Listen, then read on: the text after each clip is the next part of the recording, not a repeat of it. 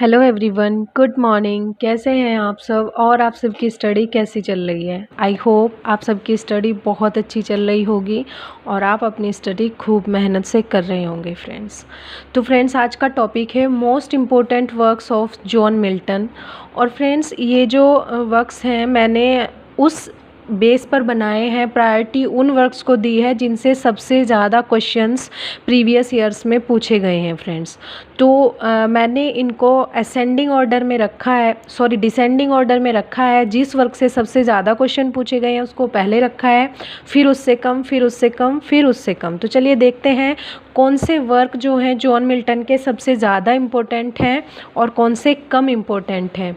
जो major works हैं वो कौन से हैं, माइनर वर्क्स कौन से हैं, किनको हमें डीपली पढ़ने की ज़रूरत है, डिटेल्स में पढ़ने की ज़रूरत है, और किनको हमें ओनली बेसिक थिंग्स पढ़ने की ज़रूरत है फ्रेंड्स।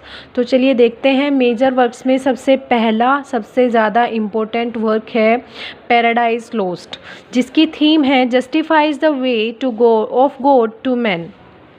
और फ्रेंड्स, ये एक एपिक पोएम है। प्रीवियस ईयर क्वेश्चंस में इसमें 35 क्वेश्चंस फ्रेंड पूछे गए हैं, 35 क्वेश्चंस। और ये ओनली यूपी टीजीटी पीजीटी के क्वेश्चंस नहीं है फ्रेंड्स, ये केवीएस, एनवीएस और GIC lecturer, assistant professor, UGC NET, इन सब में पैराडाइज लोस्ट से जो क्वेश्चन पूछे गए हैं वो उन क्वेश्चंस के बेस पर मैंने ये बनाए हैं वर्क्स फ्रेंड।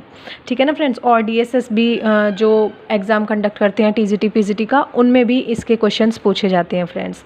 तो ये एक एपिक पोएम है जिसमें जो कि 1667 में पब्लिश की गई थी, और जो कि ओरिजिनली 10 बुक्स में पब्लिश हुई थी और बाद में 12 बुक्स में। 1667 में ये 10 बुक्स में आई थी फ्रेंड्स, और 1674 में ये 12 बुक्स के साथ पब्लिश हुई थी। और इसकी जो शॉर्टेस्ट बुक है फ्रेंड्स वो 7th बुक है जिसमें 640 लाइन्स हैं। और इसकी जो लॉन्गेस्ट बुक है वो है 9th बुक जो कि 1189 लाइन्स हैं।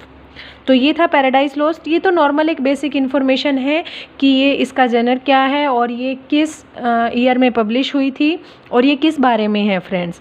आपको इसमें इसके जो कैरेक्टर्स हैं उनको बहुत अच्छे से पढ़ना है, इसको डिटेल्स में पढ़ना है, और इसकी टोटल जो डिटेल्स हैं वो पढ़नी ज़रूरी है फ्रेंड्स, क्योंकि ये सबसे ज़्यादा इम्पोर्टेंट वर्क है जॉन मिल्टन का। Second most important work is Lycidas, written in 1637 and published in 1638. This is a pastoral elegy and written on the death of Edward King. और प्रीवियस ईयर में इसके 14 questions friend पूछे गए हैं। Next है third, on his blindness. Previous year में 12 questions friends आए हैं, और सब title of this sonnet is when I consider how my light is spent. ये एक सोनेट है और बेस्ट नोन सोनेट है मिल्टन का, पब्लिश किया गया था 1673 में फ्रेंड्स।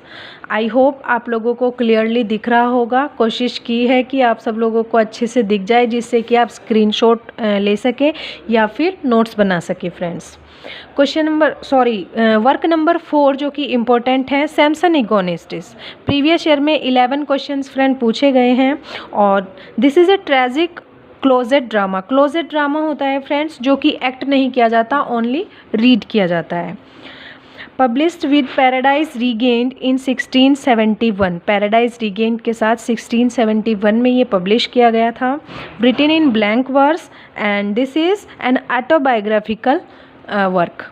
मिल्टन का ऑटोबायोग्राफिकल वर्क इसको माना जाता है फ्रेंड्स। नेक्स्ट देखते हैं। नेक्स्ट है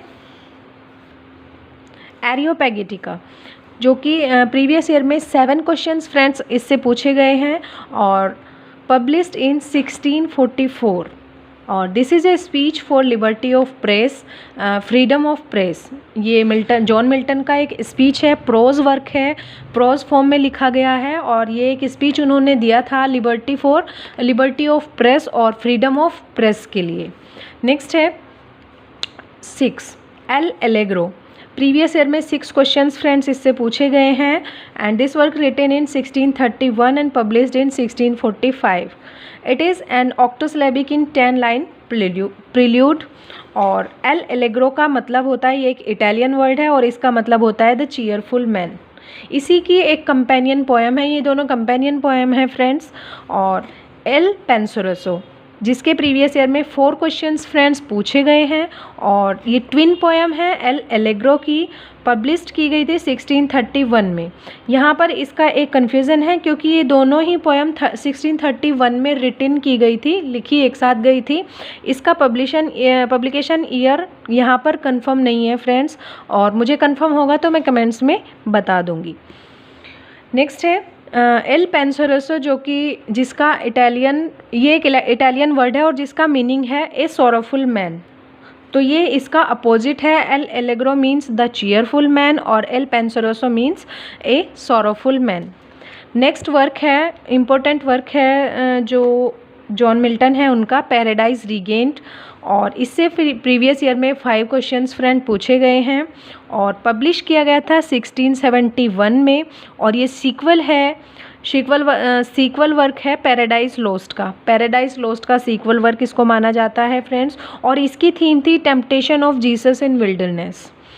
नेक्स्ट है वर्क नंबर 9 कॉमस, और प्रीवियस ईयर में 3 क्वेश्चंस फ्रेंड्स इससे आए हैं, और ये एक मैस्क्यू है जो पब्लिश किया गया था 1634 में, और इसका सबटाइटल है the Triumph of virtue.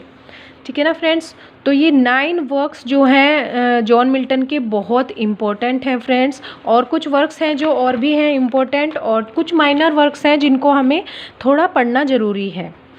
Next है 10th work odd on the morning of Christ nativity, जिसके 3 क्वेश्चंस फ्रेंड पूछे गए हैं।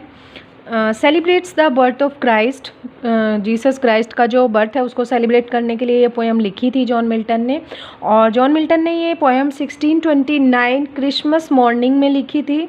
Milton was 21 years old then. Milton वहाँ उस समय ओनली 21 ईयर्स के थे। इट हैज़ 2 पार्ट्स, इसके 2 पार्ट हैं, introduction and the him.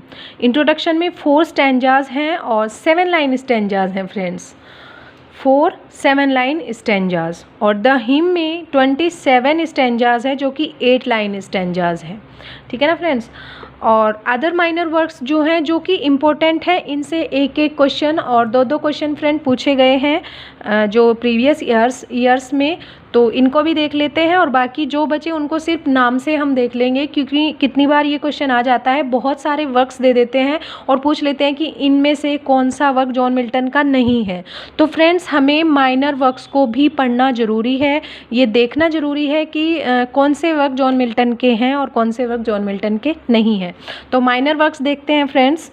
The tenure of the Kings and magistrate, जो कि 1649 में आया था friends. History of Britain on Shakespeare 1630 में आया था। ऑफ एजुकेशन 1644 में आया था।